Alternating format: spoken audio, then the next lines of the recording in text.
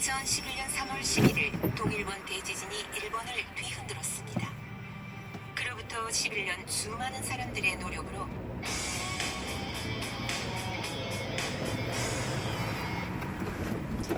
안녕하십니까. 시리그네 콘서TV 디펜스 브리핑입니다. 자, 러시아의 우크라이나 침공으로 전 세계가 지금 깜놀하고 있는데, 특히 불과 70년 전만 하더라도 세계에서 가장 강한 군대를 운영했던 독일, 지금 완전히 군대 그냥 폭망했죠.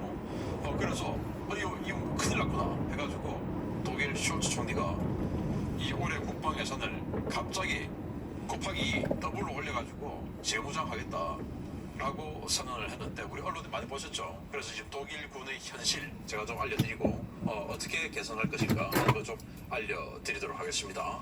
그리고 반미 행각으로 나토에서 완전히 그냥 왕따되고 있는 터키가 그들이 만든 아나돌루 항공모함을 무인기 항공모함으로 하겠다고 선언했고, 그 무인기 한 80대 짓는다고 하는데 시운전 들어갔다고 합니다. 보겠습니다. 독일이 러시아의 우크라이나 침공을 계기로 전격적인 재무장을 선언했습니다. 재무장 선언과 함께 특별 추가 경정 예산을 편성해서 올해 무려 134조 원의 국방비를 집행하겠다고 밝혔는데요. 여기서 F-35 도입이 확정되어 프랑스와의 전투기 공동 개발이 사실상 날아갈 것으로 보인다는 소식입니다. 독일이 2차 세계대전 종전 이후 처음으로 전격적인 재무장을 선언하며 올해부터 대규모 예산을 편성해 독일 연방군에 대한 전면적인 재정비에 들어갔다고 올라프 숄츠 독일 총리가 현지 시각 2월 27일 밝혔습니다. 숄츠 총리는 이날 의회 연설에서 2022년 2월 24일이 유럽 대륙 역사에서 큰 전환점이 되었다라며 무력이 법치를 짓밟게 두지도 푸틴이 시침을 19세기 강대국 힘의 논리 시절도 되돌리게 하지도 또 전쟁광의 활동을 그냥 두지도 않겠다며 이를 위해 독일군을 재무장시키겠다고 선언했습니다. 이를 위해서 독일은 올해 GDP 대비 1.3%인 국방비 비율을 2% 수준까지 상향하고 올해 회계연도 예산에 1,000억 유로, 한화 약 134조 원의 특별 방위 기금을 편성해서 신형 전투기와 미사일, 무인공격기 등을 대량으로 긴급 도입할 것이라고 선언했습니다. 당초 독일은 앙겔라 메르켈 총리 재임 시절인 지난 2020년 유로파이터 타이푼 전투기의 개량형 93대와 FA-18EF 슈퍼호넷 30대, E-18G 그라울러 전자전 공격기 15대 등을 도입하는 것을 골자로 한 전투기 구매 계획을 확정한 바 있었는데요.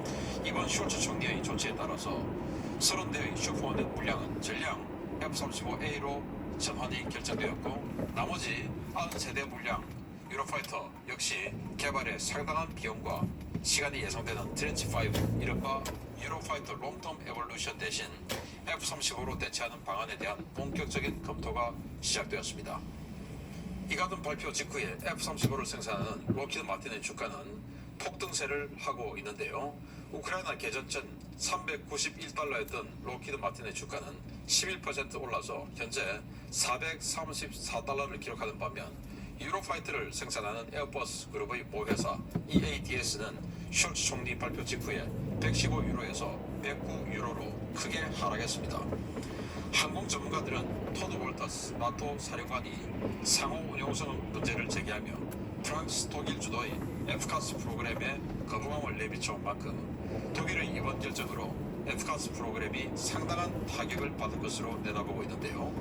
이미 다스와 에어버스의 밥그릇 싸움으로 돌이킬 수 없을 만큼의 감정의 골이 깊어진 F가스 사업, 독일의 F-35 도입 결정으로 최대의 위기를 맞게 되었습니다. 야, 독일군 막 1차 대전, 2차 대전 정말 세계 최강의 군대였죠. 그 어마어마했던 영국군, 그리고 소련군, 미국군 이런 거 다 합해서 싸워서 호각을 이루었던 그 엄청난 독일군. 그런데 지금은 점점 그 냉전이 해체되고 나서 냉전 때까지는 독일군 셌어요. 그런데 왜냐? 서독이 최전방이었으니까. 그런데 냉전 해체되고 나서 동독이 통일이 되었고, 그래서 서독으로 들어왔고 이제 독일이 되었죠. 그리고는 독일 동쪽에, 즉 그들의 적이라고 할 수 있는 러시아, 벨라루스 이 지역에 폴란드가 들어와 버렸죠. 그래서 폴란드라는 완충구역이 있으니까 이제 안보 정신이 해이해진 겁니다. 그래서 뭐 폴란드 막아주지 뭐 해서 징병제도 점점 축소해서 2000년대 들어와서는 복무기간을 6개월로 줄이다가 그 이제 2010년대 들어와서 아예 징병제 폐지하고 모병제로 갔죠. 그래서 이 그들의 장부상의 이 정원은 군대가 18만 2천 명입니다. 근데 모병하면 우리도 뭐 지금 모병 이야기 하는데 군인이 월급 많이 줘도 지원을 안 해요. 뭐 다른 일자리 하지 뭐하러 하겠습니까? 라는 생각을 젊은이들이 많이 한다는 것이죠. 그래서 18만 2천 명 못 채우고 17만 명대를 유지하고 있는 이런 상황인데 독일군이 그 중에서도 우리하고는 좀 다른 게 우리는 뭐 예를 들어 17만 명이다 그럼 육해공 뭐 딱 나눠져 있는데 여기는 좀 달라요. 현재 육군은 6만 3천 명 정원입니다. 근데 실제로는 그만큼 안 됩니다. 해군은 14,000명, 공군은 3만 명인데 이거 다 합하면 11만 명 채 안 돼요. 그럼 나머지 7만 명 어디 갔냐? 우리와 달리 군수군 4만 3천 명, 그리고 의무군, 사이버군 뭐 이렇게 지금 운영하고 있는데 그래서 전통적으로 생각하는 육해공은 11만 명 정도밖에 안 되고 그래서 뭐 독일을 뭐 전차군단 하는데 과거 판저 만들던 그 독일이 지금 아니고 지금 독일군 전체 전차 해봐야 280대 그리고 세계 최강의 자주포라고 하는 PZH 2000 운영하는 그 자주포 해봐야 113문 우리 한국군 자주포 2000문 넘죠.